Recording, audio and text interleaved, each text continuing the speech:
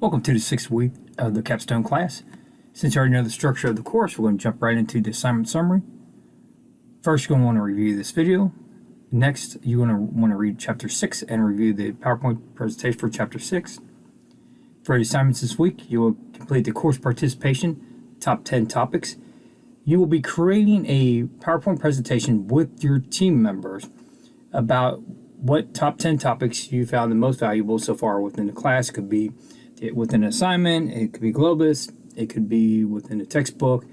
It's up to the group. It doesn't matter to me. Just what have you found valuable up to this point? Some of you may say you don't like this assignment, you don't understand why we're doing this assignment. Well, number one, it's a recap of what we have covered so far. And also, it makes sure that you are communicating and you're participating with your team members. Next, we have the Chapter 6 Smart Book. Then we have the Global Simulation Mid-Game Peer Evaluations. That's a new assignment. You have not completed this in the past. The mid-game peer evaluations are within Globus. Okay, they're very straightforward. You're just going to evaluate your team members. You don't have to submit anything to me.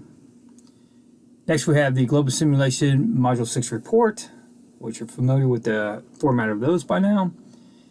The Global Simulation Decisions for Year 10. And lastly, the Chapter 6 quiz. So now let's go ahead and jump into Globus. Here we have the Year 9 scoreboard. As you can see, Company C is in the lead with 105. Company D, 102. They drop 1 point. Company A is in third. They gain 5. And Company B, they drop 7. Now they're at 82.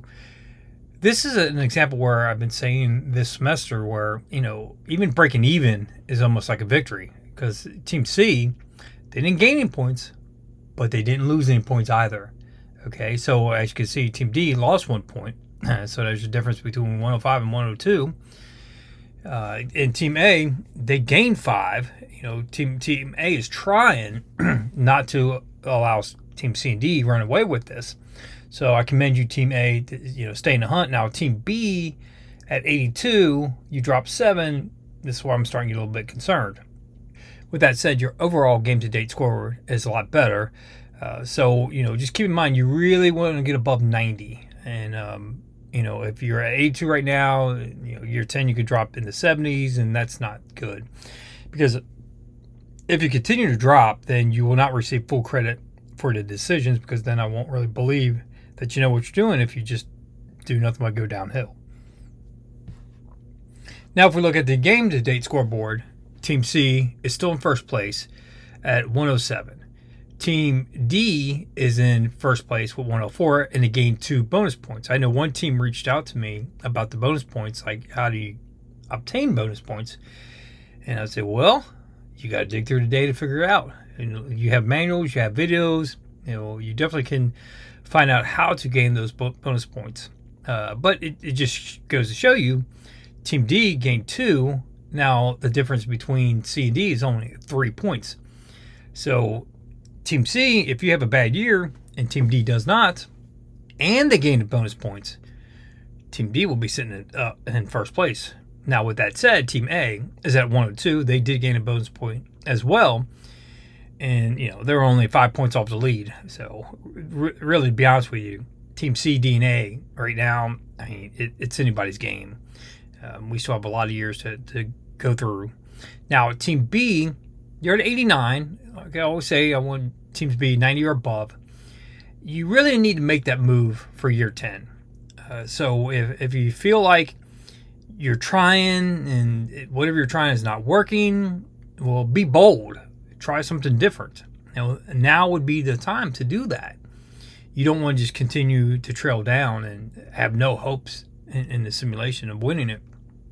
But with that said, I'm not counting Team B out yet because they are at 89 overall, and that's not bad. Still have time to come back and win it. Now, with that said, Team C, D, and A, yeah, it's anybody's game right now for sure with those 3 teams. 5 point difference between first and third, that's no big deal. So the reason why I say it like that is Team C, don't get comfortable. And Team D, don't get comfortable. You made that move, you got in second, and don't get complacent about just being in second and just wait for Team C to make a mistake. They may not make a mistake. So it's on you to figure out how you leapfrog them and become number one.